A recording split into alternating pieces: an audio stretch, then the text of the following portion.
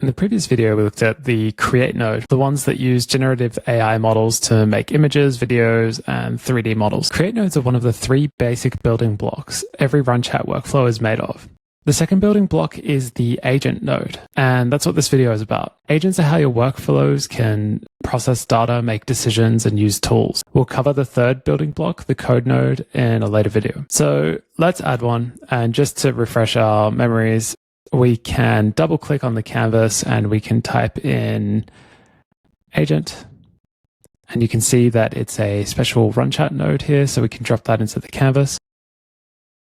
The other way to have added this node would have been to use the Add Nodes button in the top and then grab it from the bottom here. So the agent runs a chat style model, something like Claude, GPT, or Gemini. Instead of producing a piece of media, it produces text, decisions, or structured answers. You'd use an agent to write a caption, analyze an image, pick the best option out of a list, or drive a more complex setup in your workflow. I like to think about the agent in a pretty dumb way. Usually when you're chatting with an agent, there's a lot of back and forth. The agent node just runs a single loop of that chat. So you send it one message and it gives you one response. If you run it again, it sends that first message again and gives you a response again. So it just does one message and response at a time and outputs that. The agent has two main inputs you'll use at this time.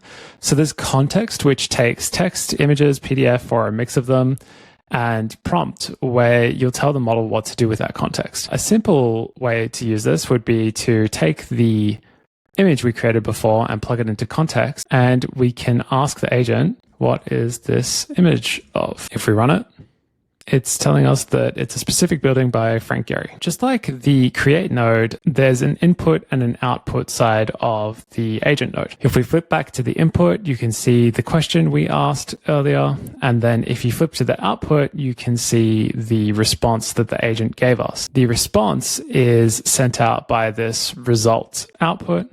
So if I added a text input here and plugged this result in, you'll see that it's just a copy of this output here. So just like create nodes, agents let you swap models by clicking the model name. You can browse by capability, check the price per token, and pick whichever one fits the job and your budget.